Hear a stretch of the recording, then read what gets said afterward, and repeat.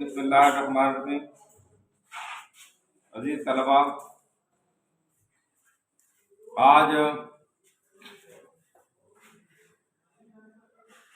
आपके सामने कुछ बातें करूँगा, कुछ गुजारिशात होंगी जो आपके लिए इन फ्यूचर बहुत फ़ायदेमंद होंगी।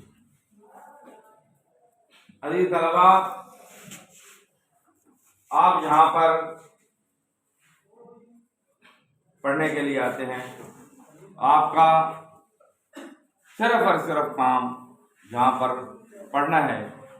इसके अलावा आप लोग यहाँ पर छुट्टी लेने के लिए आ जाते हैं कि मेरा घर में फलां काम है, मेरा घर में फलां काम है, मैंने खेतों को पानी लगाना है, मैंने भाई को ले जाना है वहाँ।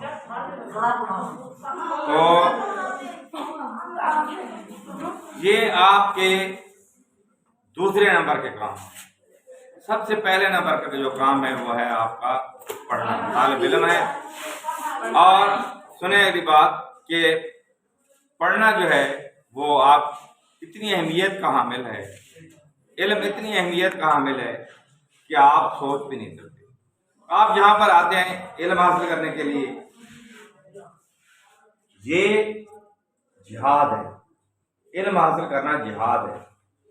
अगर आप रास्ते में आते जाते हुए इल्म हासिल करने के लिए आते हैं तो रास्ते में आपको कोई तकलीफ भी होती है, हत्ता कि आप कोई हादसा हो जाता है, आप में से अल्लाह न करे, अल्लाह न करे, कोई भी तालिब इल्म फौत हो जाता है तो वो शहीद होता है।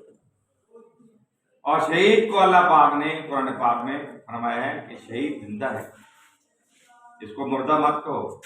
आप देखें इल्म हासिल करने के लिए तो आपको अभी तक आप आते हैं जहां बोझ समझकर पढ़ने के लिए आते हैं। अगर आप बोझ समझकर पढ़ने के लिए आते हैं तो आप कभी भी अपने मकसद में कामयाब नहीं हो सकते।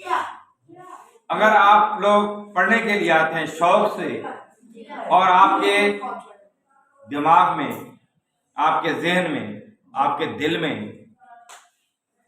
मकासद हैं कि मैं तालीम हासिल करूंगा तो एक अच्छा शहरी बनूंगा, अगर मैं तालीम हासिल करूंगा तो मैं डॉक्टर बनूंगा और डॉक्टर बनकर मैं कौम की खिदमत करूंगा, अगर आप कहते हैं कि मैं इंजीनियर बनूंगा, इंजीनियर बनने के बाद मैं खिदमत करूंगा कौम की,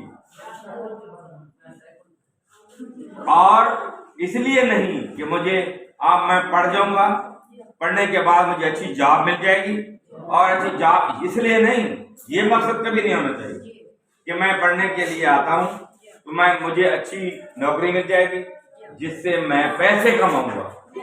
अगर आपके ज़हन में ये मकासद हैं, अगर आपके ज़हन में ये मकासद हैं तो कभी भी आप कामयाब इंसान नहीं बन सकते।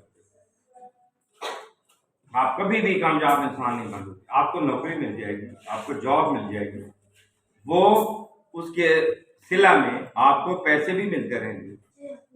आपकी नीयत ये होनी चाहिए कि मैं खिदमत के लिए यहाँ गया हूँ। अब मैं यहाँ आता हूँ, पढ़ाता हूँ, आपको पढ़ा रहा हूँ, मैं पढ़ाने के लिए आदमी इस नीयत से आता हूँ कि मैं पढ़ा लूँ, ये बच्चे पढ़ जाएंगे, ये बच्चे एक अच्छे मकासद में कामयाब हो जाएंगे, अच्छे शहरी बन जाएंगे, इनको पढ़ना लिखना आ जाएगा।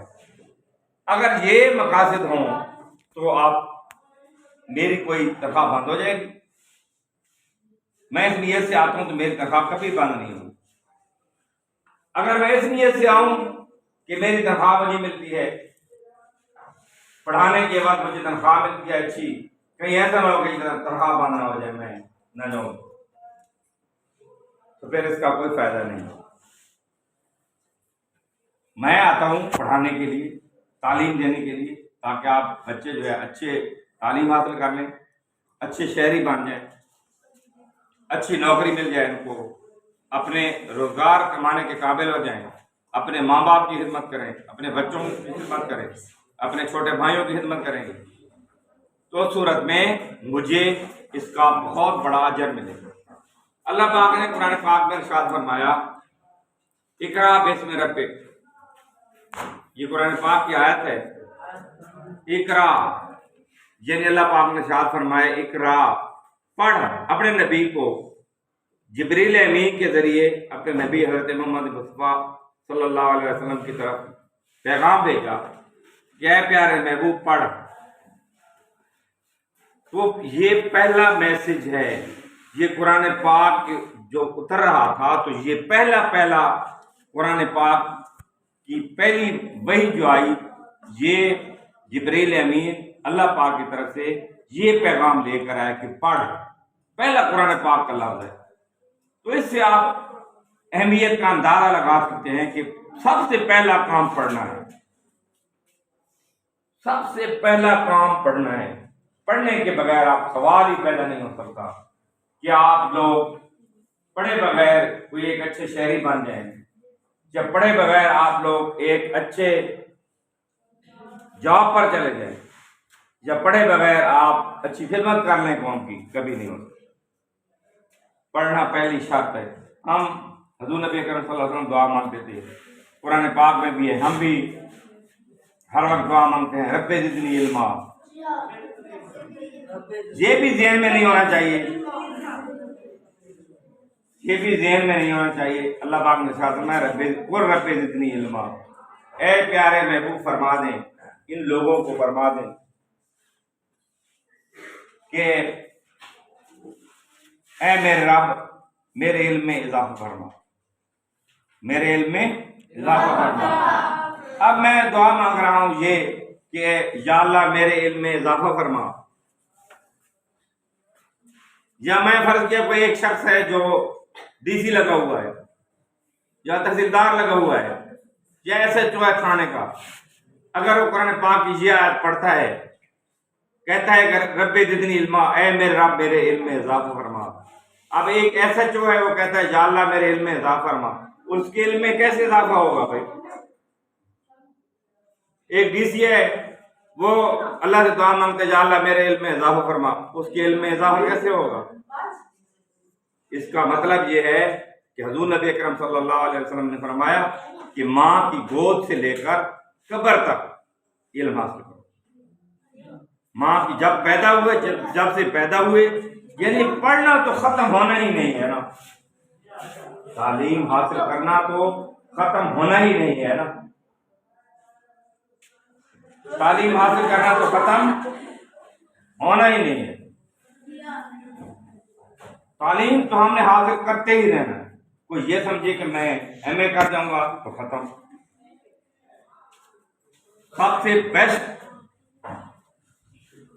वो शख्स है जो हर वक्त तालिब इल्म है, जो हर वक्त पढ़ता है, जो हर वक्त पढ़ता रहता है, जितनी उम्र में भी है, कोई नौकरी भी कर रहा है तब भी पढ़ रहा है, कुरान पाक को पढ़ता है तर्जुमे के साथ, हदीस मुबारक हजूर नबी अकरम सल्लल्लाहु अलैहि वसल्लम के फरमात पढ़ता है, अक़वाल पढ़ता है बुजुर्गों की, वो किताबें पढ़ता रहता है, कुरान पढ़ता रहता है, हदीस पढ़ता रहता है, वो साइंस पढ़ता रहता है, वो सारे उलूम पढ़ता है। जब भी वो फारिग उसको वक्त मिलता है वो पढ़ना शुरू कर देता है। तो आप के ज़हन में ये ना हो कि मैं इस वक्त 7वीं जमात में पढ़ रहा हूँ, या मैं 8वीं जमात में पढ़ रहा हूँ, या मैं 14वीं जमात में पढ़ रहा हूँ, या मैंने MA कर लिया, बात नहीं।